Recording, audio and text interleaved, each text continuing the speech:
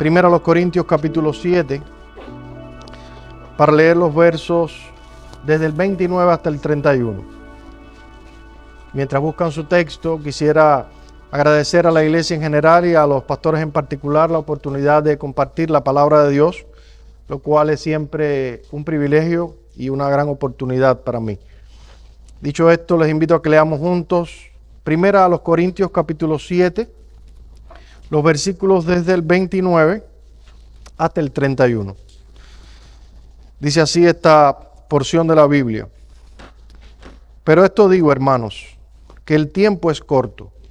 Resta pues que los que tienen esposa sean como si no la tuviesen, y los que lloran como si no llorasen, y los que se alegran como si no se alegrasen, y los que compran como si no poseyesen, y los que disfrutan de este mundo como si no lo disfrutasen, porque la apariencia de este mundo se pasa. Luego de estar conversando con los pastores acerca de qué tema traer en esta mañana, les pareció bien a ellos que abordáramos este pasaje que trata de manera puntual con la apropiada relación del creyente con el mundo temporal en el cual vivimos. Así que lo que vamos a hacer en esta mañana básicamente en nuestra exposición será tratar de responder esta pregunta a la luz de este texto que acabamos de leer. ¿Cuál es el uso apropiado que los creyentes debemos hacer de este mundo pasajero en el cual Dios nos ha puesto a vivir? Es una pregunta que vamos a estar respondiendo a la luz de lo que Pablo tiene que decirnos en este pasaje, así que les pido por favor que mantengan sus Biblias abiertas allí en el capítulo 7 de Primera a los Corintios, sus Biblias, sus teléfonos o los accesorios electrónicos que tengan, porque lo que vamos a hacer durante lo que resta de exposición será básicamente pasar de la mano con Pablo por este texto para tratar de respondernos esta pregunta: ¿cuál es el uso apropiado que los creyentes debemos hacer de este mundo pasajero en el cual vivimos? Pero antes de sumergirnos en el texto como tal, quisiera que me permitieran buscar el rostro de Dios en oración. Vamos a orar juntos, hermanos. Padre, ahora te suplicamos que tú uses tu palabra, no la nuestra, sino la tuya, Señor, que tiene el poder de edificar a tu pueblo y salvar a los que no te conocen. Usa tu palabra con poder. Permite, Señor, que escuchemos tu voz en esta mañana. En el nombre de Cristo pedimos estas cosas. Amén. Por lo que nosotros podemos ver de este capítulo 7 de Primera a los Corintios, Pablo lo dedica casi completamente a responder una serie de preguntas que al parecer los corintios le habían hecho llegar a través de una carta. Si ustedes van al versículo 1 de este capítulo 7, ven que allí se dice, o el apóstol Pablo dice: en cuanto a las cosas de que me escribisteis. Al parecer estos hermanos habían escrito a Pablo con una serie de preocupaciones relacionadas con temas de la vida en el aquí y en el ahora, temas de la vida terrenal. Temas como son la soltería, la viudez, el matrimonio, el divorcio, la sexualidad, entre otras cosas. Y Pablo dedica este capítulo 7 básicamente a responder de manera paciente y detallada esas preocupaciones que tenían los corintios con respecto a su vida en el aquí y en el ahora. Es importante notar que Pablo no le resta importancia a estas cuestiones por tratarse de asuntos, digamos, de índole terrenal o de índole temporal. Pablo le dice: miren, estos son asuntos de menor importancia, son asuntos mundanos, mejor hablemos de cosas espirituales o mejor hablemos de teología. No, Pablo sabe que somos criaturas terrenales, que vivimos en un mundo físico real y que hay preocupaciones terrenales, por tanto, que tenemos, y esas preocupaciones a veces llegan a nuestra vida y deben ser respondidas o deben ser contestadas. Pablo ve como razonable, por ejemplo, si vemos el contexto, que un joven soltero se preocupe acerca de con quién se va a casar. Es un asunto terrenal, es un asunto de la aquí y de la ahora, pero Pablo dice, es importante. Pablo ve como razonable que una mujer casada se preocupe de cómo agradar a su esposo. Ve como razonable que una viuda se pregunte si puede o no volverse a casar. Ve como razonable que una pareja de esposos en el contexto del matrimonio se preocupen por la sexualidad. Y puesto que él comprende todas estas preocupaciones y las ve como legítimas, él dedica gran parte de este capítulo a tratar estos temas que tienen que ver con la vida en el mundo terrenal, en el aquí y en el ahora. Sin embargo, aunque Pablo le dedica bastante tiempo a estos temas terrenales, cuando llega a los versos 29 al 31 de este capítulo 7, él introduce una nota de cautela y de equilibrio en cuanto a nuestras preocupaciones por el aquí y el ahora. Y es precisamente de esa nota de cautela y equilibrio de la cual nosotros queremos hablar en esta exposición. Y vamos a estar considerando esta nota de cautela y equilibrio que leímos en estos versos 29 al 31, a la luz de tres encabezados que voy a tomar prestado de otro predicador, otro siervo del Señor, quien habló de este tema con anterioridad y honestamente él bosquejó este pasaje mejor de lo que yo podría hacerlo. Así que vamos a estar acercándonos a esta nota de equilibrio, viendo tres elementos específicos que Pablo trae a colación en este texto. En primer lugar, vamos a ver el uso legítimo que según Pablo podemos hacer de las cosas de este mundo. En segundo lugar, vamos a ver el uso peculiar que según Pablo debemos hacer de las cosas de este mundo. Y en tercer lugar, vamos a ver las razones que Pablo nos da para que nosotros hagamos un uso tan peculiar de este mundo. Básicamente son las tres cosas que vamos a estar viendo en nuestra exposición. Así que sin más dilación, vamos a ver en primer lugar el uso legítimo que según Pablo nosotros podemos hacer de las cosas de este mundo. Cuando nosotros leemos este texto de 1 Corintios 7, 29 al 31, en su contexto, nosotros nos damos de inmediato cuenta de algo, y es que Pablo no está prohibiendo en ningún sentido, absolutamente en ningún sentido, que nosotros hagamos uso de las cosas temporales que Dios nos da en este mundo. Más bien, Pablo está dando por sentado que los creyentes que vivimos en un mundo terrenal vamos a hacer uso de las cosas terrenales de este mundo como cualquier otra persona que no es creyente y que convive con nosotros. Observen, por ejemplo, en el verso 29, que Pablo habla de los que tienen esposa. Así que Pablo está dando por sentado que los creyentes nos casaremos así como se casan los inconversos. En el verso 30, Pablo habla de los que se alegran. Así que en su mente él entiende que los creyentes también vamos a alegrarnos con ciertas cosas que pasan en nuestra vida. En el mismo verso 30 Pablo habla de los que compran. Así que él asume que los creyentes también vamos a adquirir dinero y vamos a usar ese dinero para adquirir otras cosas que necesitamos. Y en el verso 31 Pablo incluso dice de los que disfrutan de este mundo. Así que hay cosas que según Pablo, él asume cosas terrenales que nos darán cierto placer, cierto disfrute, aun cuando son cosas del aquí y del ahora. Así que el apóstol asume que nos casaremos, que compraremos, que disfrutaremos, que nos alegraremos con las cosas lícitas que Dios nos da en este mundo, como hace el resto de los seres humanos que vive acá, que no es creyente. De hecho, Pablo comienza este capítulo no solo diciéndonos que podemos hacer algunas cosas que hacen los inconversos, sino que es apropiado que también las hagamos. Vean cómo él dice que es absolutamente apropiado y recomendable para un creyente soltero encontrar pareja, casarse y disfrutar de su pareja. Observen los versos 2 y 3 de este mismo capítulo 7.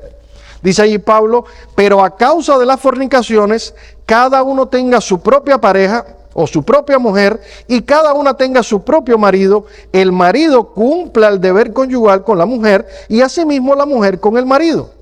En otras palabras, si estás soltero, encuentre un cónyuge, y una vez que lo encuentres, disfrútalo y cuídalo. Esa es la recomendación del apóstol Pablo. Es absolutamente apropiado que los matrimonios disfruten del compañerismo y de la sexualidad que Dios le ha dado en el contexto legítimo del matrimonio. Dios no ve eso como algo mundano, como algo trivial o como algo secundario. Él lo ve como algo bueno. Una idea similar nosotros la encontramos en Proverbios capítulo 5, versículos 18 al 19, donde él dice allí Salomón, alégrate con la mujer de tu juventud, sus caricias te satisfagan en todo tiempo, en su amor recréate siempre.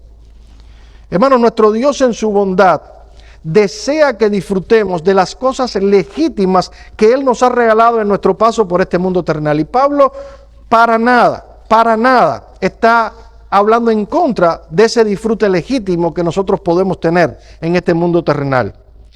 Dice 1 Timoteo capítulo 6, versículo 17, que Dios nos da todas las cosas abundantemente, ¿para qué? Para que las disfrutemos, para que las disfrutemos. Dios no es un ser mezquino que está en el cielo, detrás de una pared escondido, vigilando cada vez que vamos a tener algún disfrute para salir y decir, te atrapé. Te voy a mandar una desgracia para que no te entusiasmes demasiado disfrutando de la vida terrenal. No, esa no es la manera en la que Dios funciona. Yo no sé cuántos han visto ese juego de feria que hay, donde usted coge un martillo de goma grande y la idea del juego es tratar de cazar cada vez que hay un animal que saca la cabeza por alguno de los huecos, y la idea es tratar de frustrar cada vez que el animal saca la cabeza por el hueco. Algunos tienen una imagen así de Dios, como que Dios está con un gran martillo esperando a que intentemos sacar la cabeza para frustrarnos cada vez que tengamos una alegría. Pero esa no es la idea de nuestro Dios, para nada, absolutamente nada. Dice el texto que leímos que Él nos da todas las cosas abundantemente. Noten que no dice escasamente, dice abundantemente, y que lo hace para que nosotros lo disfrutemos. Dios se complace, hermanos, Dios se complace en que disfrutemos de las cosas buenas que Él nos da en este mundo terrenal.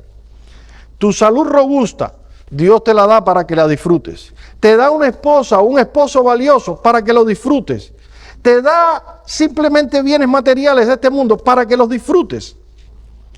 Y no disfrutarlos es, en cierta medida, como ha dicho alguien, hacerle un desaire a la bondad de Dios. Como dice un predicador amigo, si Dios te da una cama, duerme en ella placenteramente. Si te la quita, entonces duerme feliz en el piso. Pero si te da una cama, duerme en ella y disfrútala. Dios nos da todas las cosas para que las disfrutemos. No hay nada de malo en disfrutar de una casa confortable, de unas vacaciones placenteras, de la sexualidad en el contexto del matrimonio. No hay que ver a Satanás necesariamente detrás de estas cosas, ni sentirnos culpables por el disfrute que podemos tener de ellas. Por el contrario, Santiago 1:17 dice que toda buena dádiva y todo don perfecto desciende ¿de dónde? De lo alto, del Padre de las luces. Así que los tiempos de prosperidad y los tiempos de bendición y los tiempos de alegría no necesariamente vienen del diablo. No, son un regalo de Dios que Él nos da en su bondad.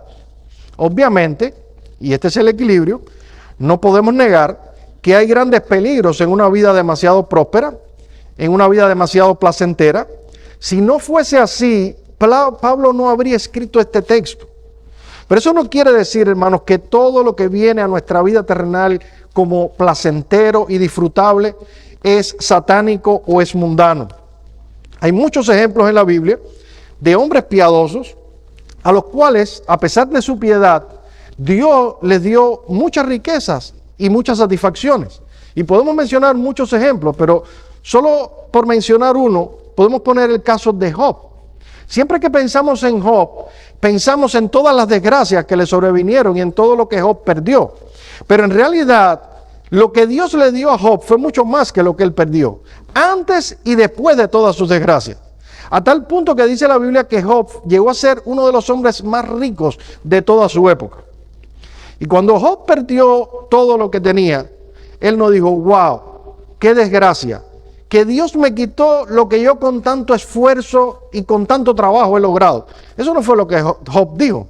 Él más bien dijo, Dios quitó, Dios dio, o Dios dio, Dios quitó, sea el nombre de Jehová bendito. Él reconoció que el mismo Dios que decidió quitarle todas las cosas en un momento, y eso también puede pasar, había sido el mismo Dios que se las había dado previamente. Fue Dios quien dio a Job una familia numerosa.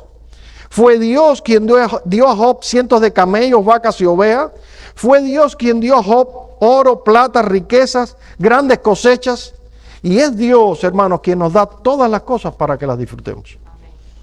Si solamente tuviéramos sustento y abrigo, eso ya sería muchísimo más de lo que nosotros merecemos. Pero Dios es tan bueno que en su bondad en ocasiones nos da mucho más que eso. Y mucho más de lo que merecemos y aún mucho más de lo que nosotros necesitamos. Sobre todo acá en este país donde nosotros vivimos, por la providencia de Dios, tenemos muchísimas cosas más de las que en realidad necesitamos para vivir. Yo me sorprendí esta semana leyendo que el 40% de toda la comida que se comercializa en este país termina en la basura. Y eso nos dice cuánto tenemos de más que no necesitamos para sobrevivir. La mayoría de nosotros viene de países donde la gente trabaja toda una semana para ganar si acaso $10 y con eso no son capaces ni siquiera de sobrevivir. Pero cuando pensamos en todo lo que tenemos aquí en este país y en todas las bondades de Dios, tenemos que reconocer que Él nos da mucho, mucho más de lo que nosotros necesitamos. Ahora, ¿saben una cosa, hermano? Eso es parte de la bondad de Dios para con nosotros, que soberanamente ha querido darnos abundantemente para que nosotros lo disfrutemos, le agradezcamos y alabemos su esplendidez. Y es eso lo que debemos hacer. La Biblia obviamente no enseña el evangelio de la prosperidad, y eso es una herejía que debe ser rechazada de facto.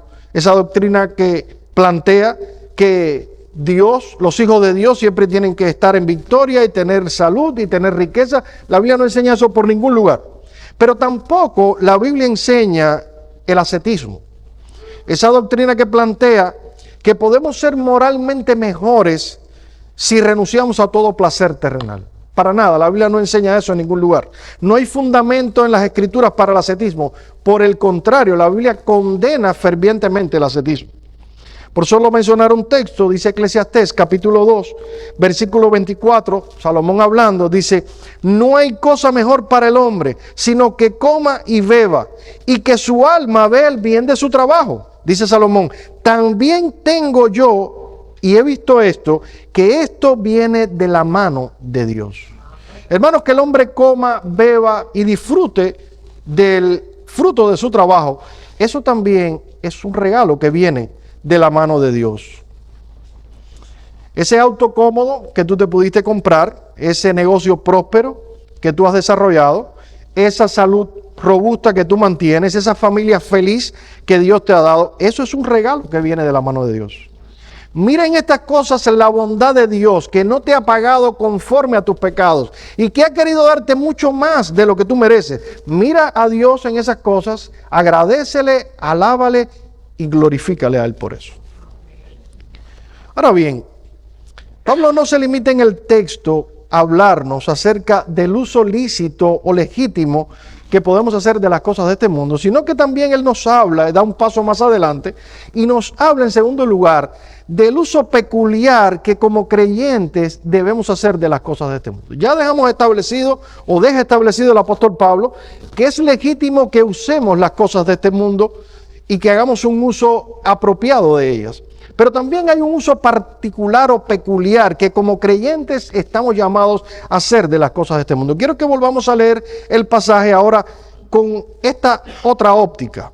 Dice allí el apóstol Pablo, verso 29, pero esto digo, hermanos, que el tiempo es corto. Resta pues que los que tienen esposa sea como si no la tuviesen, y los que lloran como si no llorasen, y los que se alegran como si no se alegrasen, y los que compran como si no poseyesen, y los que disfrutan de este mundo como si no lo disfrutasen.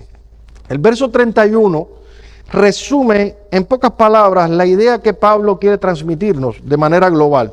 Dice, y los que disfrutan de este mundo como si no lo disfrutasen. La versión de las Américas dice, y los que se aprovechan de este mundo como si no lo aprovecharan plenamente. Y la King James en inglés dice que los que usan de este mundo lo hagan no como si no lo mal usaran. El término griego que se traduce aquí como mal usar o aprovechar o disfrutar es traducido en otros textos del Nuevo Testamento como usar en exceso o abusar. Es la misma palabra que Pablo usa en 1 Corintios, en la misma carta, en el capítulo 9, versículo 18, cuando él dice que no quiere abusar de su derecho en el Evangelio al tener un salario de parte de los corintios. Ese término abusar es el mismo término que se traduce aquí como usar o disfrutar o usar en demasía o mal usar. La idea es esta: usa el mundo, disfrútalo, pero no abuses de él. No lo uses desmedidamente, no lo mal uses, esa es la idea. No podemos olvidar que Cristo dijo que nosotros estamos en el mundo, pero que nosotros no somos del mundo. Y aunque Pablo no prohíbe en ningún lugar, ya lo establecimos, que utilicemos y disfrutemos las cosas de este mundo, sí nos exhorta a hacerlo de una manera peculiar o diferente a como la usan y la disfrutan la gente que no tiene esperanza en un mundo venidero. ¿Saben lo que pasa con los impíos, hermanos? Los impíos están en una carrera desenfrenada por ganar más y tener más y disfrutar más. Simplemente no les queda otra esperanza que comer y beber porque mañana morirán. ¿Pero saben por qué es eso? Porque en lo más profundo de sus corazones saben que todo lo que tienen es el aquí y el ahora. Por eso tienen que correr y tienen que luchar por tratar de disfrutar y tener más y adquirir, porque todo lo que tienen es el aquí y el ahora. Pero nosotros esperamos cielos nuevos y tierras nuevas, en los cuales mora la justicia. Nosotros esperamos una ciudad no hecha de mano, sino una celestial, cuyo arquitecto y constructor es Dios. Esperamos cosas diferentes. Por eso podemos disfrutar de las cosas de este mundo, pero debemos disfrutar de una manera peculiar. Usamos las cosas de este mundo, pero no abusamos de las cosas de este mundo. Y hay 3 áreas que el apóstol Pablo menciona aquí, en las que, aunque podemos disfrutar de las cosas de este mundo, debemos hacerlo de una forma peculiar. ¿Cuáles son estas áreas? Básicamente son la familia, las emociones y los bienes materiales. La familia, las emociones y los bienes materiales. Pablo nos habla primero acerca de la familia. Noten el verso 29. Pero esto digo, hermanos, el tiempo es corto. Resta pues que los que tienen esposa sean como si no la tuviesen. Y aquí algunos hombres van a decir amén. Me gusta eso, tener esposa como si no la tuviese. Yo vivo con ella por eso como si no existiera mi mujer. Pero no es eso lo que el apóstol Pablo está tratando de enseñarnos aquí. La palabra de Dios y el propio apóstol Pablo enseña más bien lo contrario. Un par de versículos más adelante, en el verso 33, y pueden moverse allí conmigo, Pablo dice que el hombre casado tiene cuidado de las cosas del mundo, de cómo agradar a su mujer. Es decir, que Pablo no está hablando de simplemente desentenderte de tu esposa. Y noten que él no está hablando aquí de agradar a sus mujeres espiritualmente. Él dice agradar a su mujer en las cosas de este mundo. El hombre casado, creyente, tiene el deber de agradar a su mujer en las cosas de este mundo. Ese tipo de cosas que las mujeres aman y que a veces los hombres detestamos. Puede ser pintar la cocina o recoger el garaje o arreglar un mueble que lleva 5 años roto o botar la basura. Yo no creo que hay muchos hombres a los que les guste botar la basura.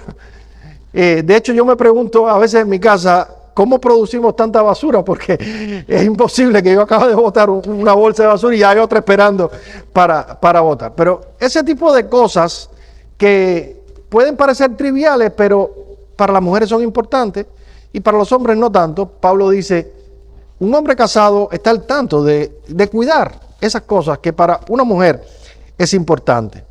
Así que el apóstol Pablo no está hablando en ningún sentido de desentendernos de nuestras esposas. ¿Qué es lo que quiere decir el apóstol Pablo entonces? Bueno, básicamente lo que él está enseñando aquí es que aún nuestra familia, tan valiosa y disfrutable como puede ser para nosotros, es algo temporal y por tanto nunca debiese ocupar el lugar de Dios en nuestros corazones.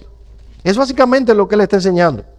Nuestros cónyuges y nuestros hijos son probablemente el regalo más valioso que Dios nos ha dado en este mundo. No hay cosa más importante fuera de Dios para nosotros que nuestras esposas, nuestros esposos y nuestros hijos.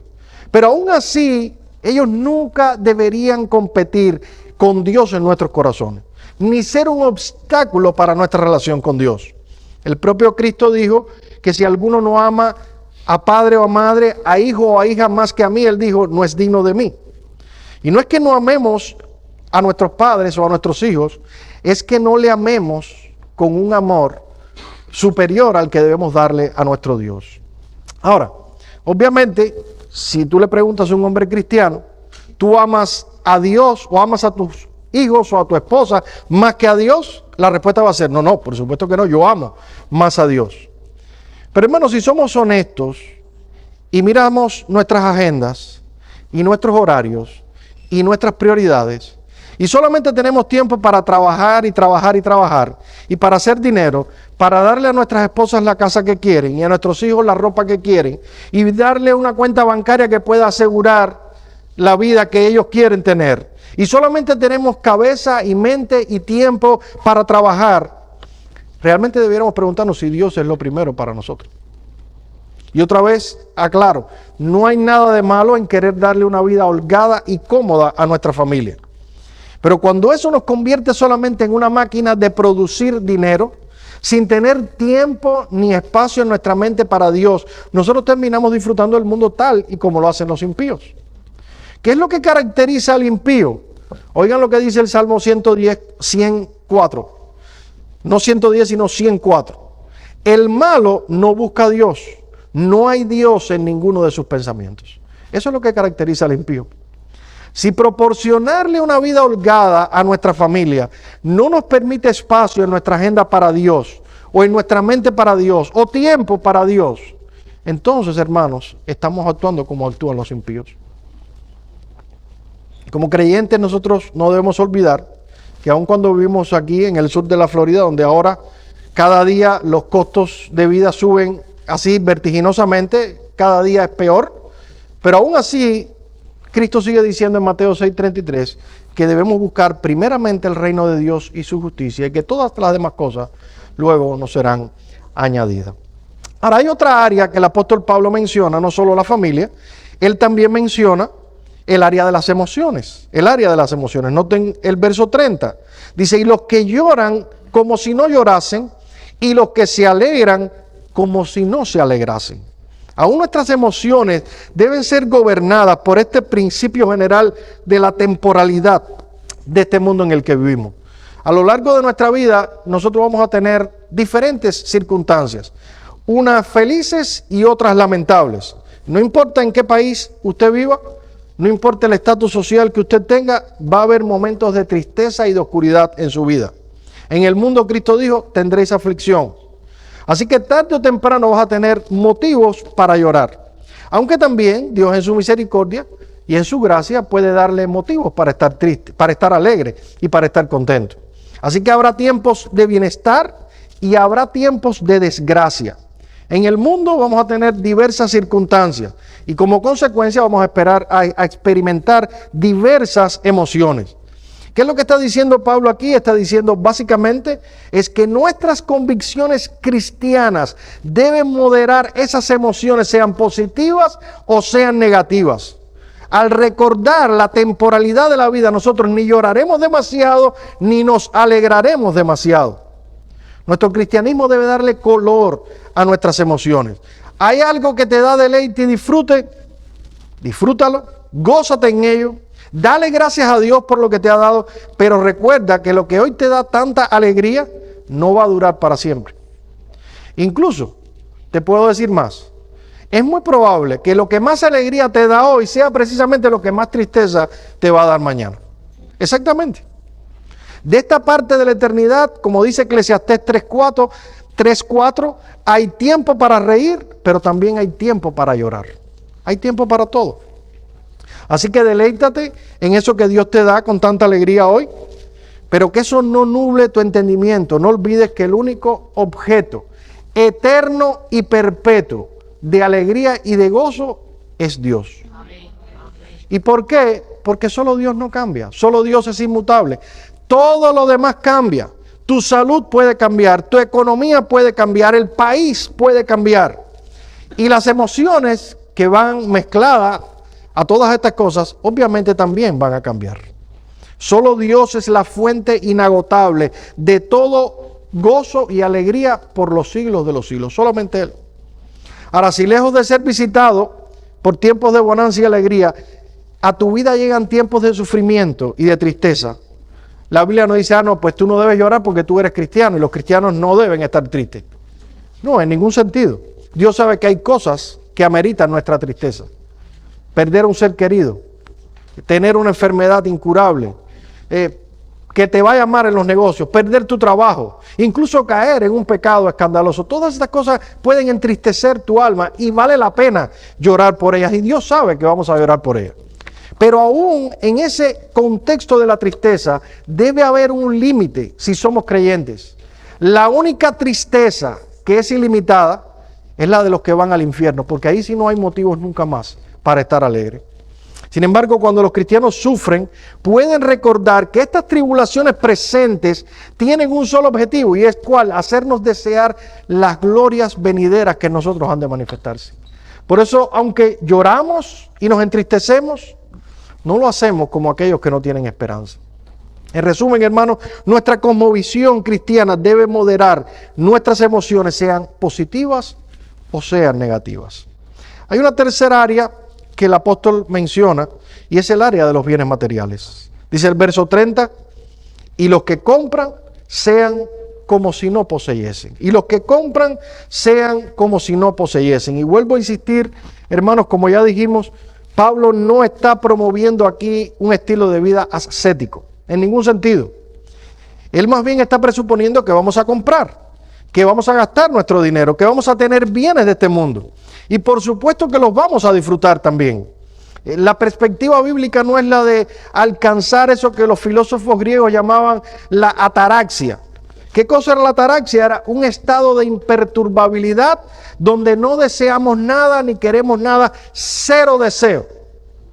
Cero deseo, así se alcanza la felicidad, según algunos filósofos griegos. De hecho, de ese término atarax viene un medicamento, un psicofármaco que se llama atarax, que se usa para personas que están muy ansiosas. Usted se toma una y va a terminar sedado, relajado, sin preocupaciones, sin deseos.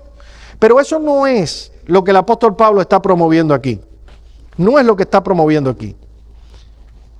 No hay nada de malo en desear una casa nueva, no hay nada de malo en desear un auto nuevo, no hay nada de malo en querer irse de vacaciones con la familia. Sin embargo, no debemos permitir que esas cosas terrenales y temporales atrapen nuestro corazón y vengan a ser la razón de nuestra existencia. Ese es el punto.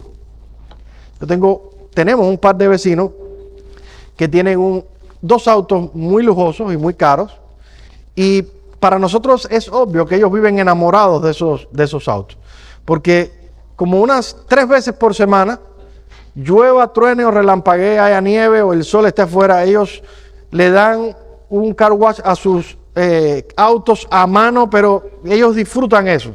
Trabajan muchísimo y el poco tiempo que tienen pues lo dedican a eso. Y luego que terminan de lavar sus carros, vienen a limpiar sus faroles y todos los cintillos. Y luego se sientan en el balcón a admirar su obra como si estuvieran viendo un bebé recién nacido. Y luego si va a llover vienen con un cover y se lo ponen así por encima.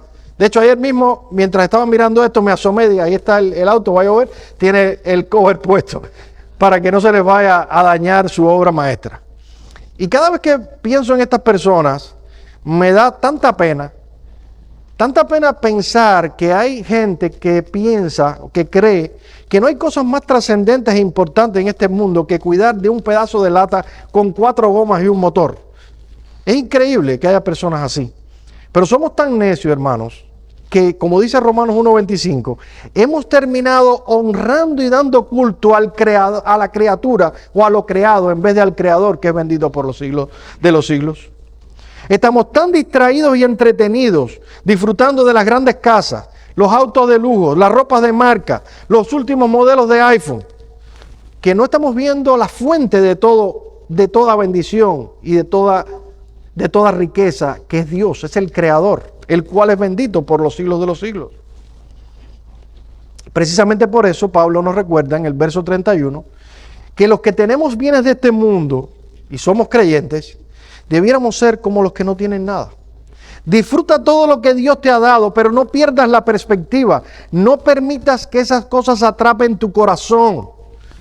Como dice un antiguo proverbio, el barco debe estar en el agua, pero el agua no debe estar en el barco. Hermanos, podemos estar en este mundo, disfrutar de este mundo, pero no debemos dejar que este mundo nos atrape, que se adueñe de nosotros, que las cosas materiales que hoy están y mañana no estarán, se enseñoreen de nuestras vidas. Ahora bien, hemos visto hasta aquí el uso legítimo que podemos hacer de las cosas de este mundo pasajero, el uso peculiar que estamos llamados a hacer de este mundo pasajero. Ya para terminar, Pablo nos da un par de razones por las cuales estamos llamados a hacer un uso tan peculiar de este mundo. ¿Cuáles son esas razones? Son dos razones muy convincentes y muy sencillas. En primer lugar, Pablo nos dice que el tiempo es corto. Vean el verso 29. Esto digo, hermanos, el tiempo es corto. El tiempo es corto. El término griego que se utiliza aquí para tiempo no es cronos, de donde viene la palabra cronómetro, que es el conteo de los minutos y segundos. Más bien el término que se usa aquí es kairos, que da la idea de temporadas o épocas en el tiempo. Y básicamente lo que Pablo está diciendo aquí es que cada minuto que pasa, la época actual o la era actual se va acortando. Hermanos, la era actual se está cortando, el reloj de la historia está caminando hacia el fin de una era para dar paso a otra era totalmente diferente. Una era en la que nada de lo que hayamos acumulado de este lado de la eternidad podrá seguir con nosotros. Sean cosas materiales, sean emociones, e incluso nuestra familia no seguirá de la misma manera con nosotros. En el cielo no habrá matrimonio, el único matrimonio que habrá será el de Cristo con su iglesia. Y tendremos una gran familia que será la familia del pueblo de Dios. Así que si vivimos en el tiempo actual, debemos hacerlo con la perspectiva de que este tiempo ha ido acortándose cada vez más. Cada vez más el tiempo se va agotando, cada vez más tenemos menos tiempo. Y si el tiempo de la era actual es corto, el tiempo de nosotros que vivimos en la era actual es todavía más corto. Porque lo real es que si Cristo no viene antes, también nosotros vamos a morir en algún momento. Nadie tiene la certeza aquí de que verá mañana la luz de un nuevo día. Tú no sabes si vas a vivir 10 años, 20 o 100. Y yo no soy profeta, pero puedo profetizar que dentro de 120 años ninguno de los que estamos aquí va a estar. Eso si Dios nos da una vida longeva. Y déjeme darte un dato interesante. Cada año mueren más de 55 millones de personas. Es decir, 150 millones de personas mueren cada día. Lo cual significa que cada vez que tu pulso late una vez, hay 2 personas pasando a la eternidad. 2, 4, 6, 8, 10. Con esa estadística en mente, no sería raro que mañana alguno de nosotros ya no estuviese aquí. Que alguno de esos 2 que mueren cada segundo pudiera ser tú o pudiera ser yo. Este pudiera ser el último sermón que yo predique y también pudiera ser el último sermón que tú escuches. No lo sabemos. Pero yo no quiero pensar en la muerte porque soy muy joven, tengo muchos planes, todavía no estoy para estar pensando en eso. Bueno, eso es lo mismo que pensó aquel personaje de la historia que Cristo narró, de aquel hombre que había sido tan exitoso en su vida, que dijo, como me ha ido tan bien y tengo tanto tiempo por delante, voy a crear nuevos graneros para guardar todo el grano, voy a acumular y trabajar duro todo lo que pueda para cuando llegue el día de mi retiro sentarme y poder disfrutar de la vida. En otras palabras, este hombre dijo, como me va tan bien mi negocio, voy a abrir una cuenta de ahorro en Bank of America, voy a tratar de trabajar duro, voy a comprarme una casa en el sur de la Florida, un yate, y voy a sentarme a tomar el sol y beber piña colada cuando llegue el día de mi retiro. Y así lo hizo. Cuando ya tenía todo listo, su casa en el sur de la Florida, su yate y su piña colada preparada para tomarse, dice la Biblia que vino la muerte y le dijo, necio, hoy he venido a buscar tu alma. Y todo esto que has hecho y todo lo que has construido, ¿para quién será? ¿Para quién será? Mi hermano, mi amigo, no podemos vivir en este mundo para comprar, vender, casarnos, disfrutar, simplemente sin más, por una razón, y es porque el tiempo es corto. No sabemos cuánto tiempo más vamos a estar en este mundo. Yo no lo sé, tú tampoco lo sabes. Pero el apóstol Pablo nos da una otra razón, una última razón. Noten el verso 31. La razón es esta: y los que disfrutan de este mundo como si no lo disfrutasen, porque la apariencia de este mundo se pasa. ¿Cuál es la última razón? Dice Pablo, el tiempo es corto y además la apariencia de este mundo se pasa. La palabra que se usa aquí para apariencia es una palabra que conocemos en español, en griego es esquema. ¿Y qué significa el esquema? ¿Qué cosa es el esquema? Es la estructura de algo. Es la parte que se ve, es lo visible de una sustancia.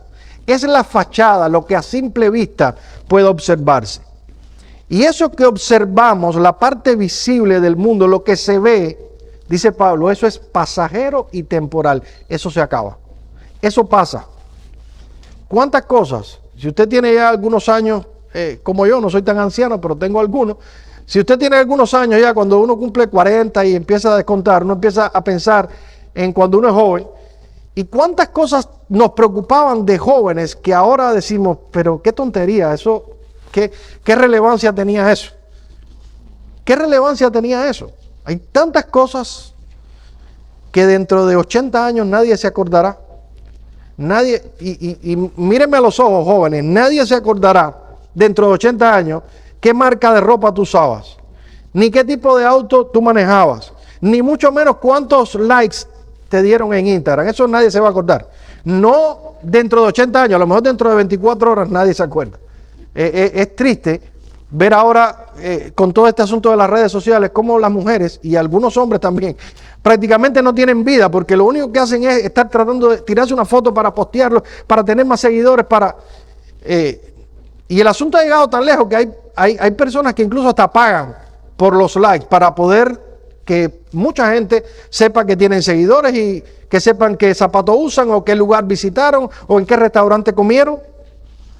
La idiotez ha llegado tan lejos que son capaces de pagar para tal cosa. Y es simplemente el deseo de tener éxito y de tener felicidad o de dar la apariencia de que tenemos éxito o felicidad. En la mayoría de los casos, por cierto, es mentira esa apariencia. Pero aun cuando sea verdad, esa apariencia, esa fachada, dice Pablo, se pasa, es temporal. Tu figura, la ropa que usas, el auto, el modelo de tu teléfono, los lugares que visitas, todo eso, dice Pablo, pertenece a lo que se ve de la vida, la apariencia. Es temporal y eso se pasa.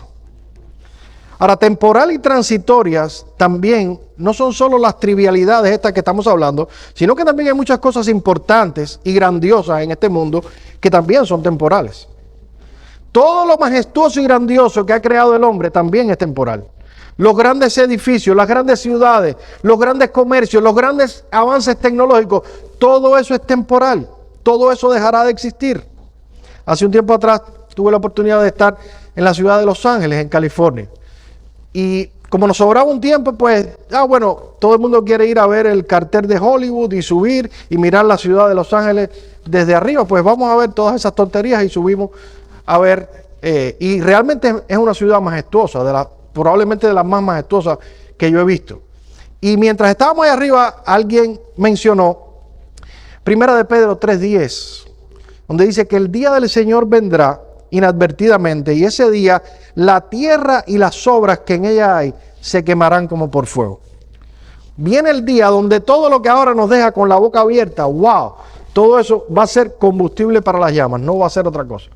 La casa de $25 millones de John Travolta que estaba allí, la casa del indeseable de Justin Bieber que también estaba allí, que son casas de famosos, todo eso que ahora nos deja con la boca abierta, para lo único que va a servir es para darle combustión al fuego. Un día nuestra relación temporal con este mundo material y todo lo que nosotros vemos llegará a su fin. Y vamos a tener que decir, como el apóstol Pablo, nada hemos traído a este mundo y sin duda nada podremos llevarnos. Siempre me ha gustado mirar los cementerios porque hablan claramente de la cosmovisión que tienen las personas que lo construyen. Si usted va a un cementerio en países con un trasfondo católico romano, como los que hay en América Latina, va a ver que generalmente las tumbas o los mausoleos se construyen dependiendo del nivel social y de la cantidad de dinero que tenía la persona que murió. Si era muy rico, pues se le construye un gran mausoleo. Si era un pobre, a lo mejor le toca ir directo a la tierra. Y recientemente estuve leyendo de que en México hay algunos narcotraficantes que han construido sus tumbas que valen más de $1 millón, con oro, con mármoles, con cosas. Y todo es porque no se resignan a la idea de que se van a ir de este mundo y luego de haber tenido tanto, tienen que dejarlo todo. Tienen que dejarlo todo, no pueden llevárselo consigo. Sin embargo, si usted ve un cementerio de un país que tenga una cosmovisión evangélica, como algunos cementerios aquí en los Estados Unidos, va a ver algo interesante. Hay un terreno llano, hay hoyos y hay tarjas todas iguales, unas al lado de la otra, que se distinguen solamente por el nombre. Y eso habla de la cosmovisión que hay detrás de las personas que construyeron esos cementerios. ¿Qué cosmovisión? Que ante la muerte todos somos iguales. Nada trajiste a este mundo, nada puedes llevarte. No importa cuánto hayas tenido, no importa cuántos bienes disfrutaste, no puedes llevarte nada, no te lo llevarás. La apariencia de este mundo se pasa. Una idea similar nos da Juan, en 1 de Juan capítulo 2, donde dice: no améis al mundo ni las cosas que están en el mundo, porque el mundo y sus deseos, ¿qué cosa? Pasan. El mundo y sus deseos pasan. La apariencia de este mundo, dice Pablo, deja de ser. Juan, el mundo y sus deseos pasan. Mi hermano, estamos en el mundo, pero no somos del mundo. Eso que consume tu alma hoy, que no te deja vivir, que no puedes dejar de pensar en eso, ese negocio que quieres hacer, o la casa que te quieres comprar, o la novia que quieres encontrar, todo eso tiene un lugar, pero créeme, todo eso pasa, se acaba. Y no te lo vas a llevar contigo. Solamente te quedará una cosa, y es tu alma inmortal. Esa sí irá contigo por la eternidad. Hemos visto entonces, hermanos, el uso legítimo que podemos hacer de las cosas de este mundo, el uso peculiar que debiéramos hacer de las cosas de este mundo, y las razones que Pablo nos da para hacer un uso tan peculiar de las cosas de este mundo. Permítanme una breve palabra de conclusión y ya casi termino.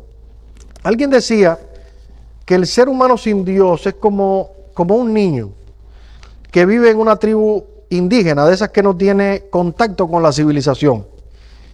La fuente principal de diversión y de alegría de ese niño es que su madre le deje ir al río a jugar con grandes pelotas de fango.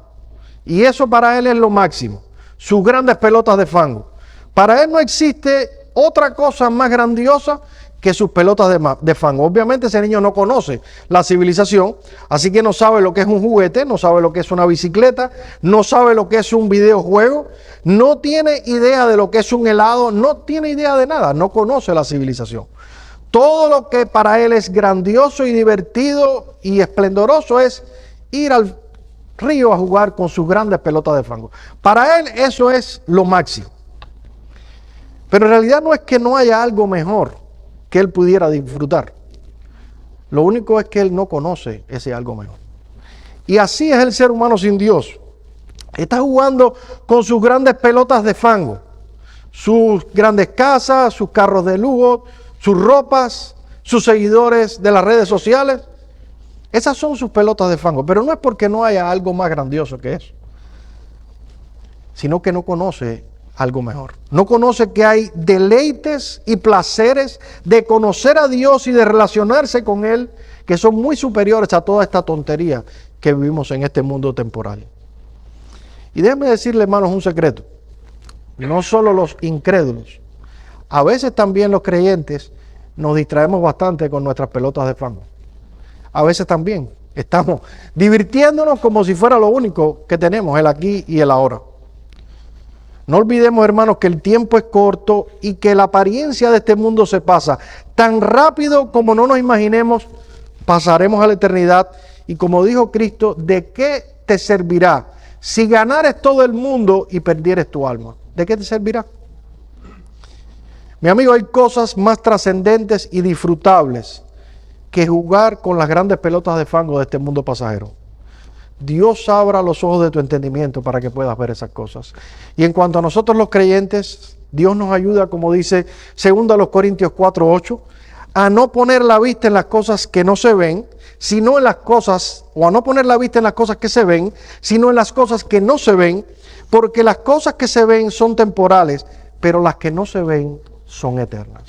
Vamos a orar. Señor, gracias por tu palabra, gracias porque tú nos recuerdas de dónde venimos y hacia dónde vamos. Tú nos recuerdas, Señor, que no somos del mundo, y tú nos recuerdas que tenemos un alma inmortal que vivirá por la eternidad. Ayúdanos a vivir en el presente a la luz de la eternidad. Danos la valentía, danos la fuerza, danos, Señor, el coraje para luchar con nuestras propias corrupciones, para luchar con las presiones del mundo, para luchar, Señor, con lo que todos hacen, de tal manera que podamos vivir enfocados en ti.